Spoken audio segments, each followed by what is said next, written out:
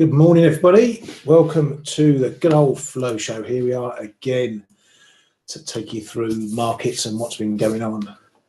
Is he here? He is. Good morning, K-Man. Hey, morning, Ryan. Morning, everybody. How you doing, mate? You okay?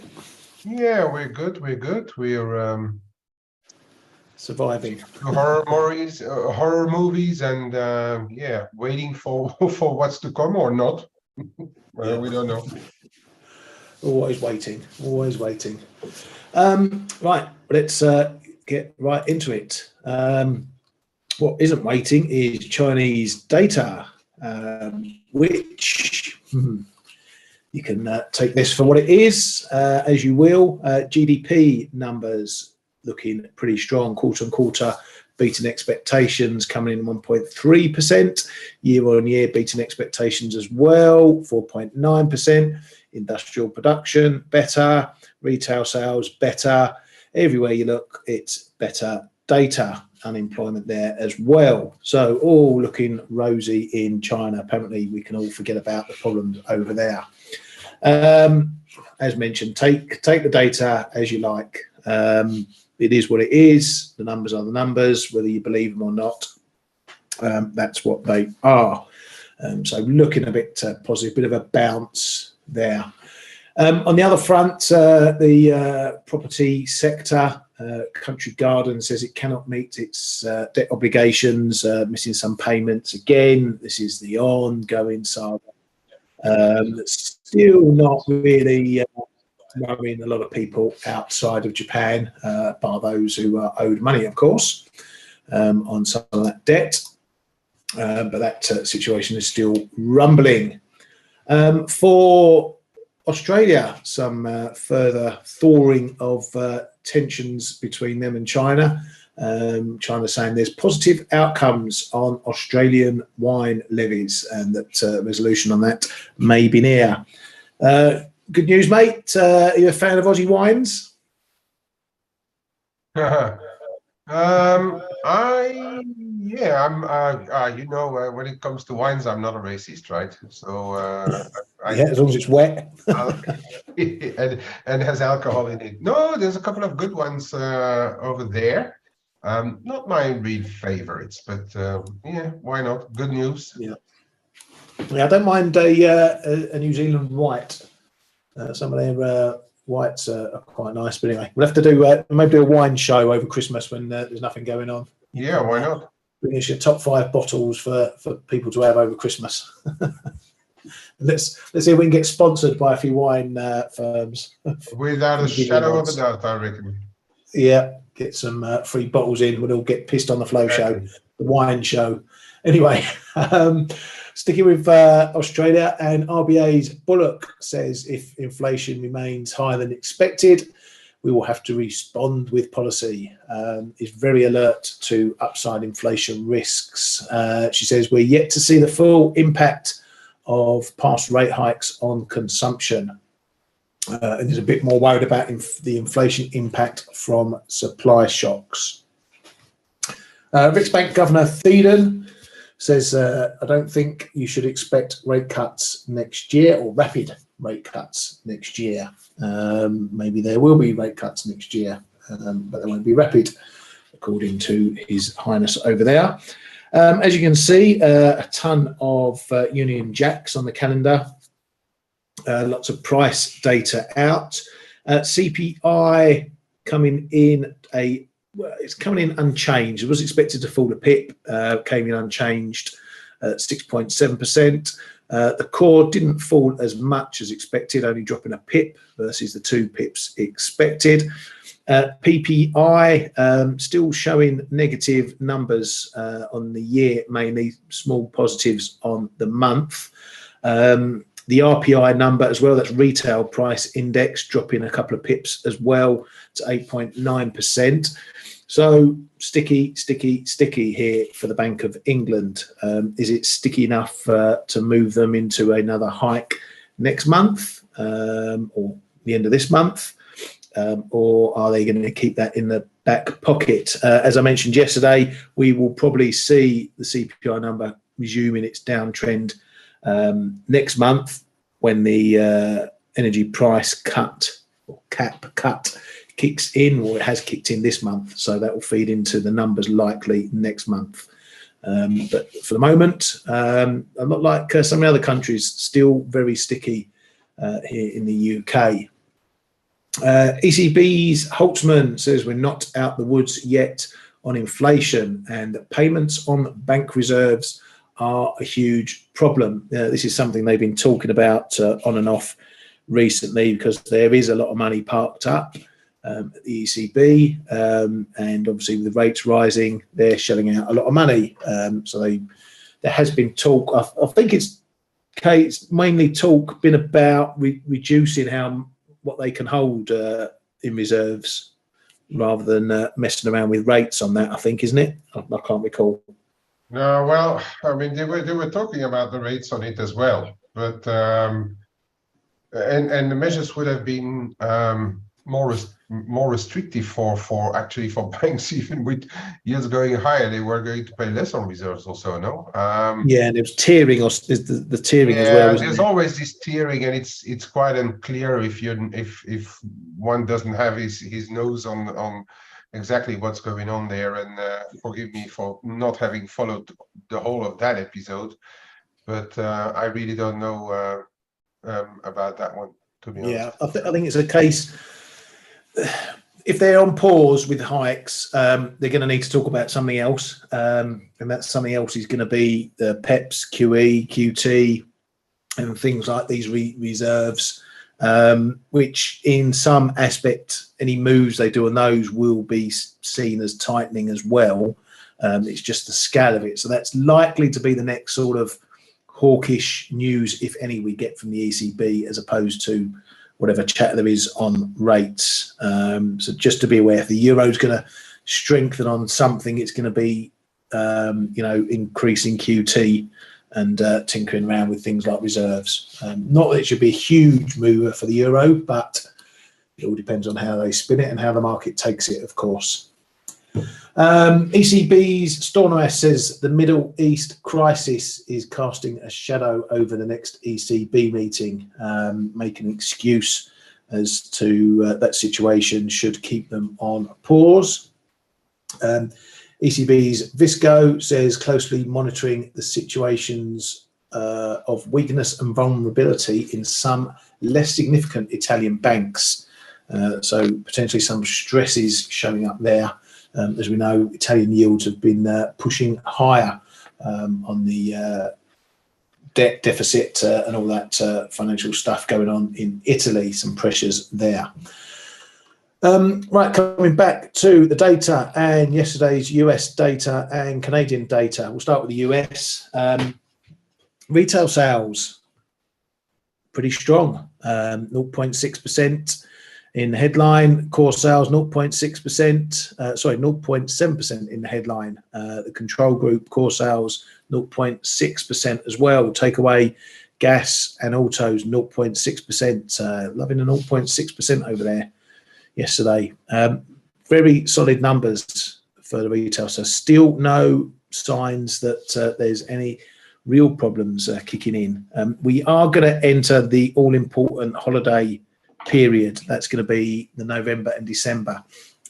So are we seeing a last-minute splurge, or are we waiting and building up to a big spend over Thanksgiving, Black Friday, Christmas, and all that sort of stuff? When we move into that, you have to take those 2 months really together, because it can be a bit funky. A lot of spending done on Black Friday. Sometimes then it dissipates into December, that sort of thing. But for now, solid numbers, more soft landing numbers for the US. Over in Canada, it looks like a hike might have been averted by the CPI data over there. Headline CPI coming in lower at 3.8%, was expected to stay unchanged at 4%. The million different ways of calculating a core number also all coming in lower. The BOC core, which is one I usually stick to, came in at 2.8% versus 3.3% prior. So decent drop there on that number. Even month on month, the numbers are coming in softer. So maybe a huge sigh of relief for Macklem over at the Bank of Canada, because he was opening the door to a hike. But this data probably, I would say, swings it to keep them sitting on their hands at the next meeting coming up. So my thoughts of maybe getting a more hawkish twist at the BOC looks to be out the window for now. That's trading for you. What did you make of it, Kay? Probably back to back to a halt. And you know what, hawkish, yes, and I agree. Yeah, the Bank of Canada was hawkish. By the way, as an on an aside, I think Bullock is finally confirming what we thought about her as well. Compared to Lowe, she is a bit more hawkish as well, right? Yeah. We've seen that overnight. No, but coming back to to Canada, I do think though that in all central banks' minds, and I'm talking about the majors. I'm not talking about like emerging markets also, which can be completely different one from the other. But in the majors, I think that extra hikes are going to be well, for nearly certain the last ones, but also seems like a bit of a forced thing to do just to combat the bad inflation, and not necessarily going to be helping a currency per se. Yeah. And we've started to see the opposite as well. If you look at today's today's numbers in the UK are a little bit of an outlier, but we've seen other numbers coming down a little bit. And now talk about this Canadian CPI yesterday. We saw the immediate reaction on the Canadian dollar, and then of course oils are higher. There's always arguments to be had for whatever a currency does these days, but we've seen the rejection of 137 and a pretty solid move back down on the dollar CAD. And if you look at CAD crosses, because that may be the better barometer if you want to take away the dollar, but even the CAD crosses, EuroCAD went a little bit higher, but then rejected the 144.5. So that's back to roughly where we just a little bit higher than it was before, but that's all the euro crosses are a bit right now. But if you look at other stuff, the Canadian dollar didn't really lose too much for long, and I think that's something that we need to start to pay attention to, because I've been saying for a long time growth will take over, the other data will take over, and I reckon we're starting to see a little bit of that as well. As I said, sterling is a little bit different this morning, but if you compare the levels, we are at much loftier levels in sterling still, and the Bank of England not knowing whether we are Tuesday or February, they probably the market needs to figure out for itself what to do with the sterling. We're not far away from the levels where the sterling was ahead of the CPI numbers, but those are just that bit too lofty to start to be ignored by sterling. Because if you look at the BOE, we're at 5%. The CPI comes in at, what was it, 6%, right? If you look at the Canadian, for instance, they're also at, I think, 5%, but their CPI comes in below where they are now, right? So that may be the difference there. But again, I mean, we have to be a bit careful now to react too much on CPI data, but rather take the growth data in consideration. But yeah, I mean, to come back to your main question, is it putting the Bank of Canada on hold? I guess it's a big sigh of relief there, right, in the Bank of Canada, and now we will see what the rest is doing. And we have to note that unemployment data were good. The last ones that come out. So the data in Canada are not really bad on the side of it.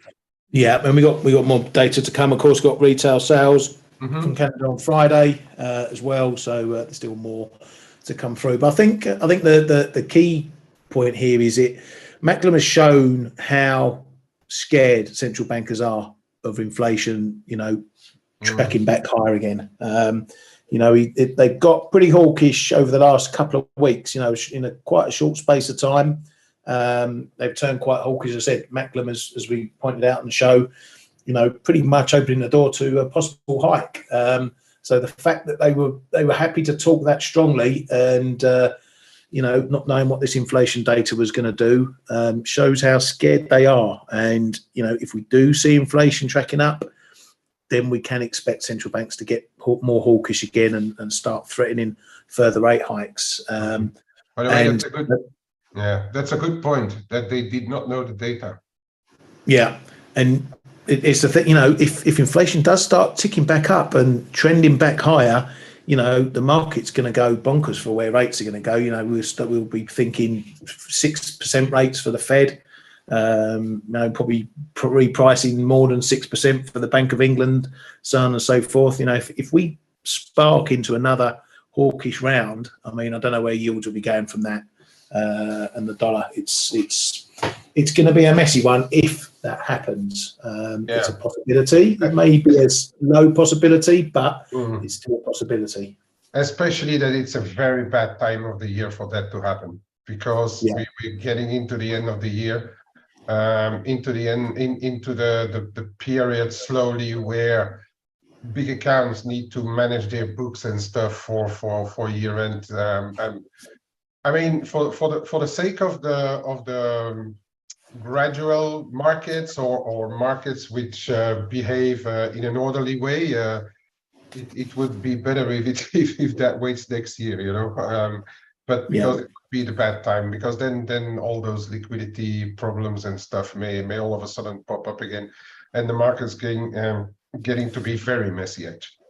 Yeah, and I think we should, this is all hypothetical, but I think we should be aware that if that did happen, if we did get a secondary inflation phase and central banks are forced to, hike a few more times, that's not going to be seen in a positive light. That's going to heighten recession risk, potentially make them deeper, because the after effects from even higher rates will be more negative. So it's climbing higher up the mountain, you got further to fall, and the quicker you fall. So it won't be the same as how we've traded it, this interest rate cycle.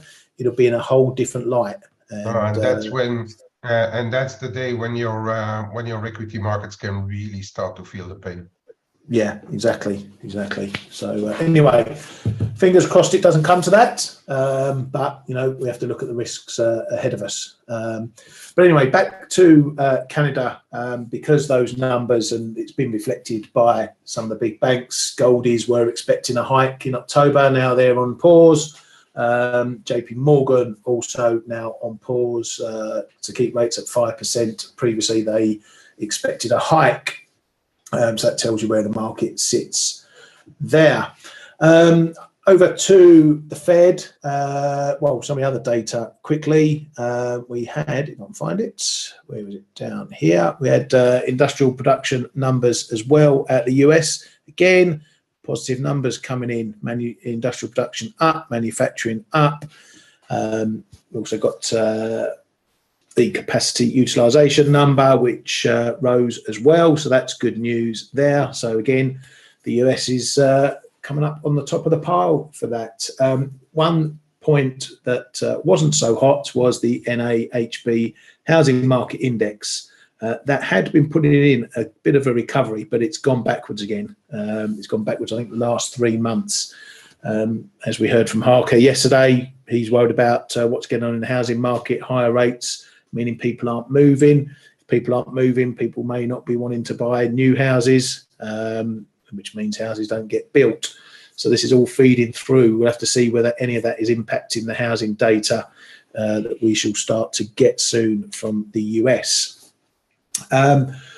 Not much really at the Fed heads. Fed Barkin says the Fed has time to see data before making the next rate move call. The path for inflation is not clear, but sees clear progress.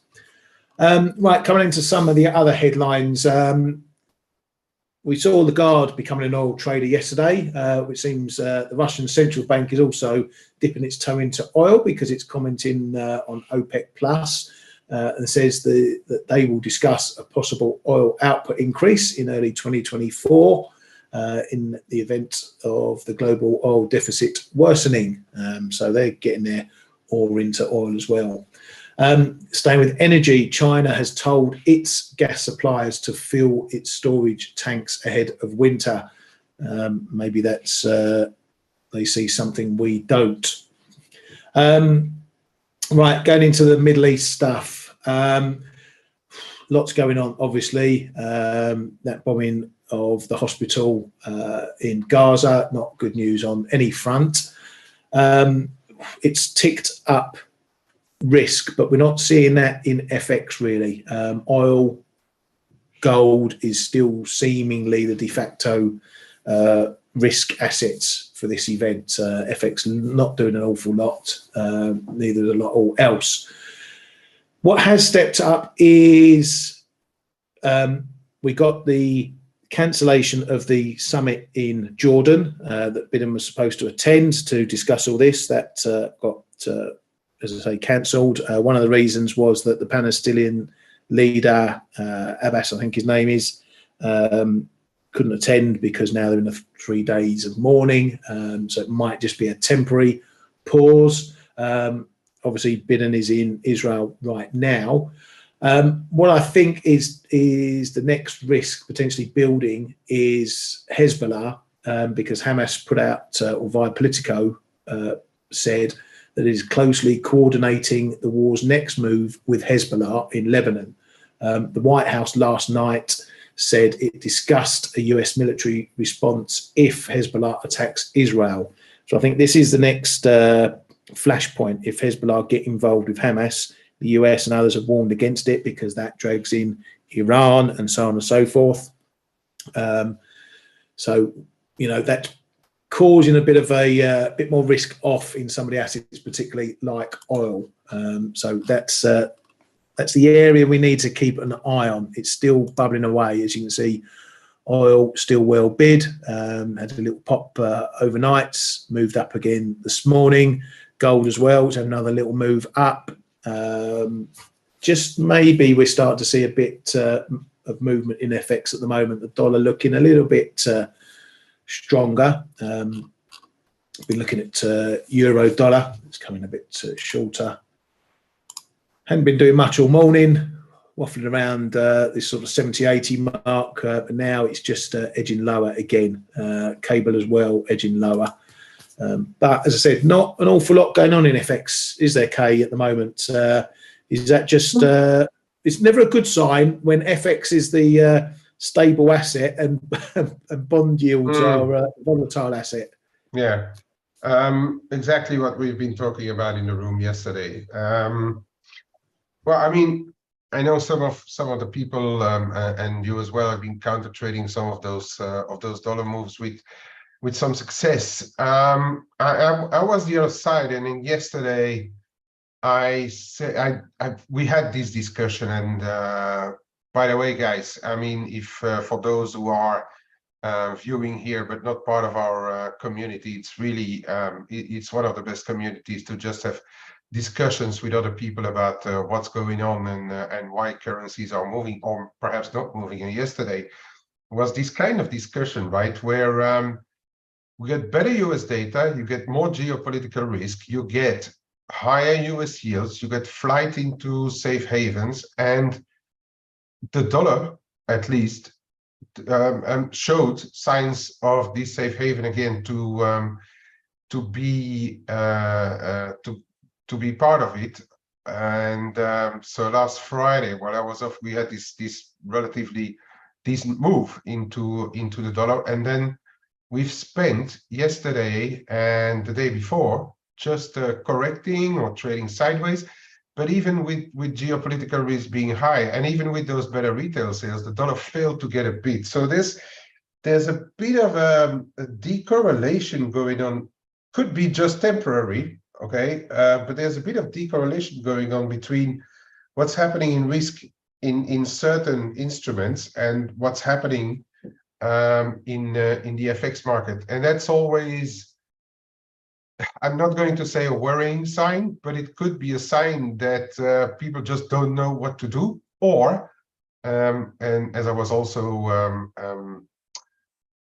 reflecting on that yesterday, it's just that the short-term traders are getting walked around and or just involved, but the longer and medium and the bigger boys, they worry about other stuff first, which are their bond positions, their equity positions, their gold positions. So we've seen definitely gold is gold and silver are the biggest movers on the back of what's happening, followed by in the FX space the Swiss franc. But the rest is I'm not going to say ignoring it, but there just don't seem to be enough flows anywhere to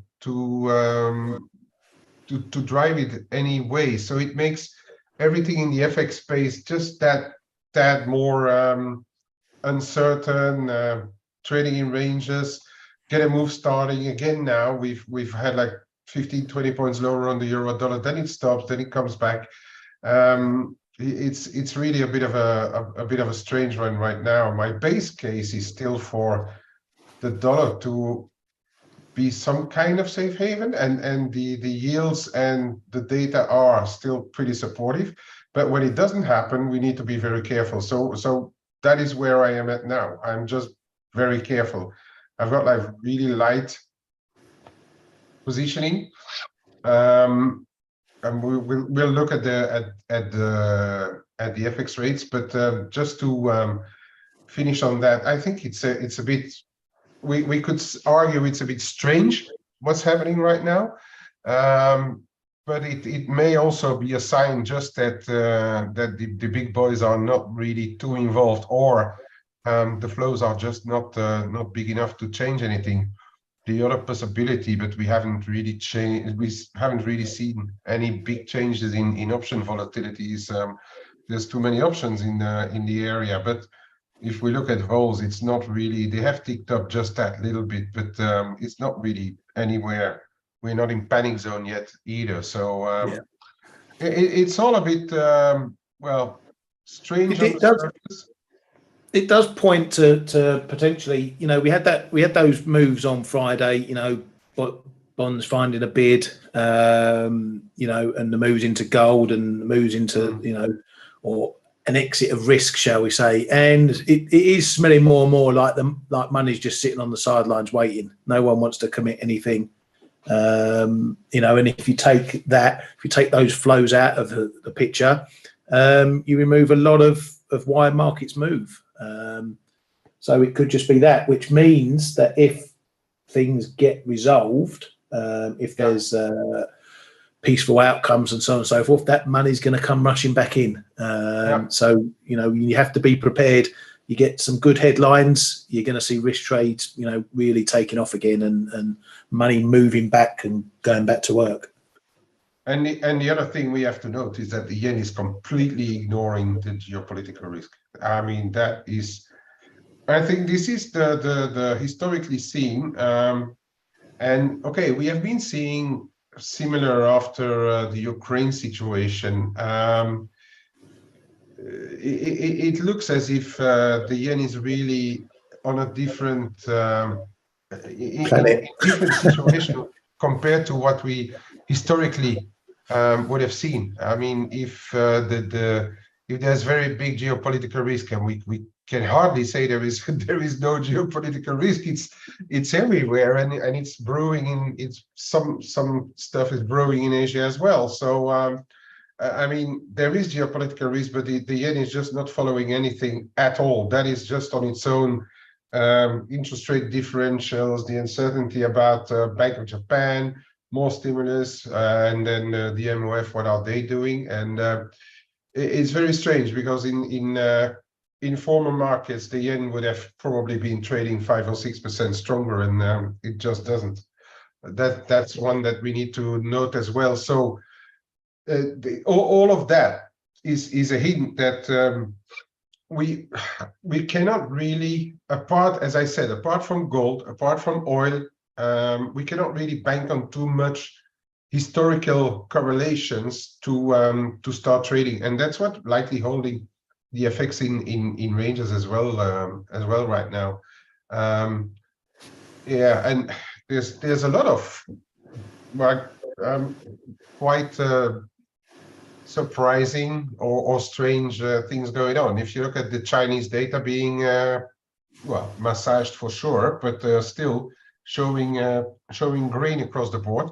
Dollar yuan had what? That is 732 down to 730 and a half is 0.2% move. We have to put everything in context. That's like if your euro dollar would go from 105.80 to 105.60. And that it's not more than that, and we're already back to levels where we were yesterday. It's quite kind of surprising, right? Yeah. Okay, I know that there's this meeting going on in Asia and the Belt and Road thing, and the uncertainty surrounding with Putin and stuff, but that should not explain everything. If you have good data, your currency should react more than just for 15 minutes, right? Yeah, exactly. Again, it shows a lack of willingness, a lack of, people sitting on the sidelines, not really wanting to, take any big risks, take any big trades, protect your account, protect your investments, and wait until the situation calms down. But there's still, yeah, go on, mate. That's valid for us, right? It does not explain, because I mean we are okay at best of times 5-7% of the market. Okay, in equities, those 0-day whatever, they can be bigger than that. But let's face it, we are give and take 5% of the market. There's 95% of the market going on outside of us. I mean, we can protect our stuff, we can be cautious, but the rest should really be on the move, right? Because there's this gigantic amount of money flowing through markets, and I must say that I'm surprised we are not seeing any bigger moves. Yeah, well, I say it's a bit strange, but then it's that it comes down to that old adage, sometimes cash is the best position to be in when you got these global risk events. We've seen it plenty of times before. The market just doesn't want to get involved because it's hard to put your money into something to find a headline, sticks your position right out the way. But it is what it is. We can talk around what it might be, what it could be, what it should be. Markets are what they are. But there's still trading opportunities. We're not trying to talk things down too negatively. Dollar CAD 137. Another hold there. Now it's messing around down below. We need to see what happens here. We're going to get some downside moves. Oil now bidding up a bit again this morning. Should keep CAD on the front foot, but it's matched off against a potential risk run to the dollar. So you've got to look at who's pulling and pushing the most at any one time. But for now, this one's looking a bit rangy. Again, you want to take the dollar out of the situation, looking at euro sterling. Euro sterling's a bit stronger, looking like we might have got another move up to test that 87. Can't even get over 90s. And now we're just sagging a bit at the moment. The euro's falling more than cable is. That's pretty much what's doing it. That sticky inflation data, keeping the pound a little bit bid because on the rate expectations for the next BOE, but we're still in very tight ranges, and it's the situation in a lot of pairs. Aussie dollar just coming off the highs, looking like it was going to put in a run at the 64, and now we're just easing off a bit. So you really just got to, you got to try and pick your poison, pick your levels, but still. You shouldn't be getting into any huge trades. Keep your risk light, manageable, flexible. Kiwi, we spoke about this. It's still just rolling around the floor, really. Not ready to pick itself up. as some of the other pairs are versus the dollar. So it's all a bit make or break down here still. But if it keeps holding, it builds a case to see a push back up. If you get a nice solid line of support, then it gives you something to lean against. Okay, you got a couple you want to look at? Short and sweet. Yeah, let's look at those who have you looked at oil? Because I was just busy on something else. Oil only just earlier. Okay. Just to highlight the move. Okay, let me just this one because it's one of the biggest movers, right? On what we've seen lately, and as duly noted by F.A.C.E in our community, we have and we are today breaking above the daily cloud in gold that lies around 1936 today. As you can see, we also had a bit of the 50% of the prior move lies around there, and we also broke above successive trendline resistances. So gold is still the favorite instrument to show what's going on when market is really going for risk off rather than on FX.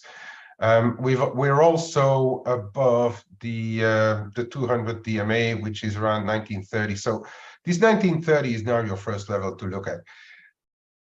We can correct, you know. We're never too far away from a headline that will get the market to correct a bit.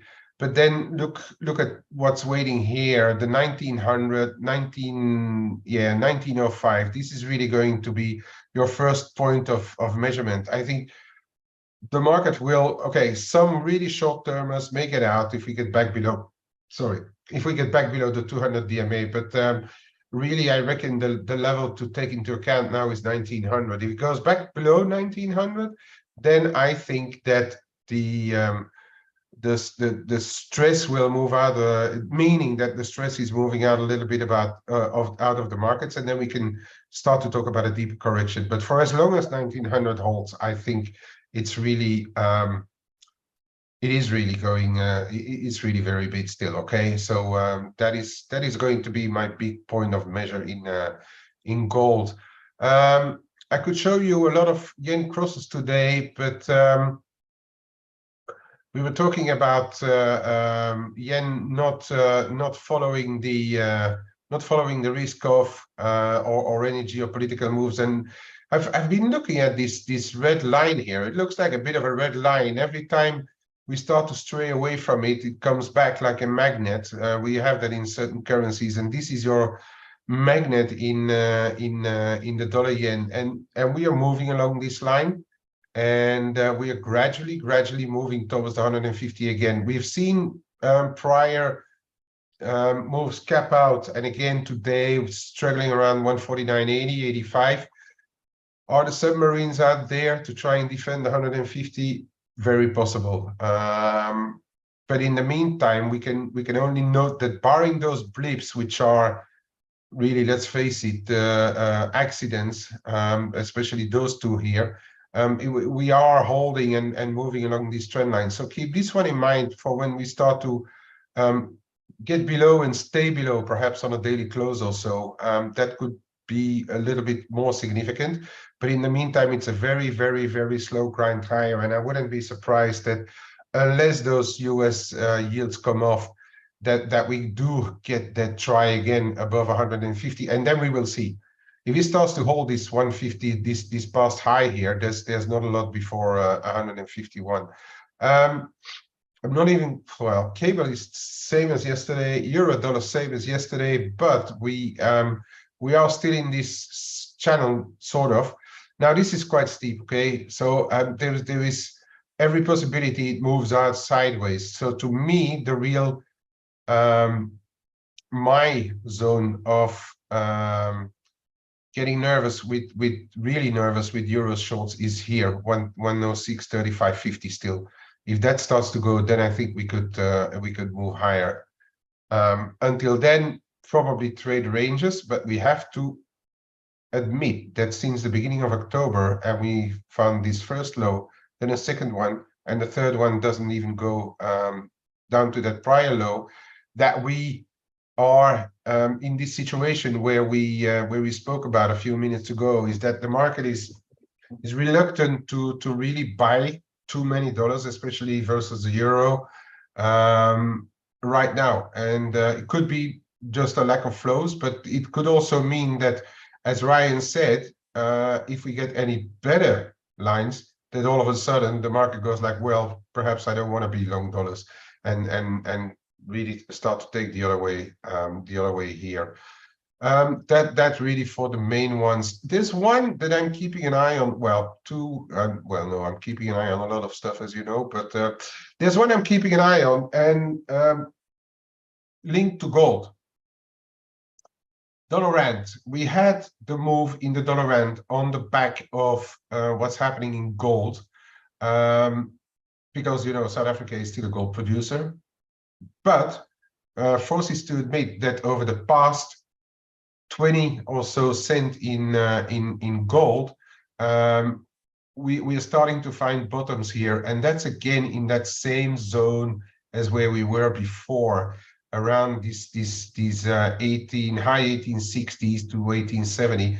We're starting to find the bottom here. As a matter of fact, I was trying to buy a dip this morning, and again it's starting already to go to the other way around. But I mean, this is one that I'm keeping an eye on right now in the emerging market sphere. This dollar rand, if it stops going down, this is one that's probably going to go sooner or later back to the other side. Whether it be on more geopolitical risk, on weaker China, on a calming down of the situation in the Middle East, possibly. But to me, the rand is far not out of the woods. This to me is starting to look interesting. That it stops again on these levels. Well, the dollar China, as we already said, failed to find support for more than 15 minutes, and we're back to that 732, 733. If 733 starts to go, that's above the 2% allowed band of the PBOC in dollar CNY. That's going to be interesting as well. Back over to you, Ryan. Thank you very much, mate. I know Kay mentioned about what we get up to in the chat room here and on the platform. Just wanted to drop in the Zoom chat there. We are running a pretty heavy discount at the moment, our seasonal discount that's only on for the next couple of days. So if you want to check out the room, you can do so.